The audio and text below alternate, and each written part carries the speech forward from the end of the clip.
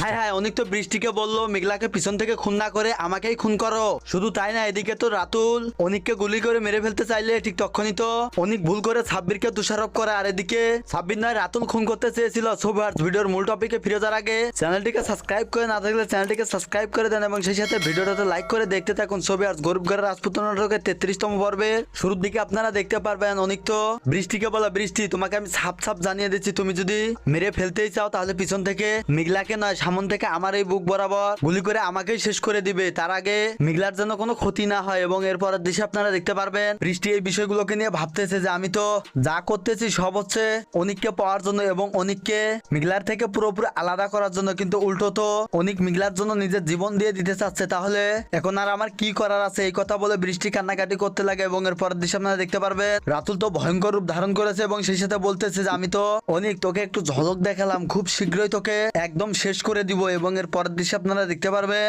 মেঘলা তো অনিককে বলতেছে অনিক আপনি আপনার নিজেকে খেয়াল রাখুন, কারণ আজকে যা হয়েছে তাতে আমি কোনোভাবে বিশ্বাস পাচ্ছি না। কিন্তু আমি এটা বুঝলাম না, ওদের শত্রুতা তো আমার সাথে, তাহলে আমাকেই তারা গুলি না করে তারা আপনাকে কেন গুলি করতে চেয়েছিল? ঠিক তখনই তো অনিকও বলবে হ্যাঁ তাই তো, এটা তো আমিও ভেবে পাচ্ছি না। তবে তোমাকে একটা কথা বলে রাখি, তারা যেই হোক না কেন তোমাকে এবং আমার কোনো ক্ষতি হওয়ার আগে আমি তো তাদেরকে উচিত শিক্ষা দিয়ে দিব। এবং তখনই অনিক এবং মেঘলার মাঝে একটা ভালো বন্ডিং হয়। ছবি আর তাহলে তো বুঝতেই পারছেন যে গরিব ঘরের রাজপুত্র নাটকের 33 নম্বর পর্বটি কতটা মজার হতে চলেছে। এবং গরিব ঘরের রাজপুত্র নাটকের 33 নম্বর পর্বটি খুব দ্রুত গতিতে যদি দেখতে চান তাহলে কিন্তু এই ভিডিওতে লাইক থাকতে থাকবে 2000 লাইক। যত দ্রুত আপনারা কমপ্লিট করে দিতে পারবেন তত দ্রুত কিন্তু গরিব ঘরের রাজপুত্র নাটকের 33 নম্বর পর্বটি আপনারা দেখে নিতে পারবেন। ছবি আর তাই বলবো আপনি কোন জেলা থেকে গরিব ঘরের রাজপুত্র নাটকটি দেখতেছিলেন, আপনার জেলার নাম এবং আপনার নাম কমেন্ট করে জানালে কিন্তু পরবর্তী ভিডিওতে আপনার নাম এবং জেলাগুলো বলে দেওয়া হবে। ছবি আর তাহলে বুঝতেই তো পারছেন আজকের ভিডিওর আপডেট এ পর্যন্ত ছিল। ভালো থাকবেন, সুস্থ থাকবেন, দেখা হচ্ছে পরবর্তী কোনো ভিডিও আপডেট নিয়ে।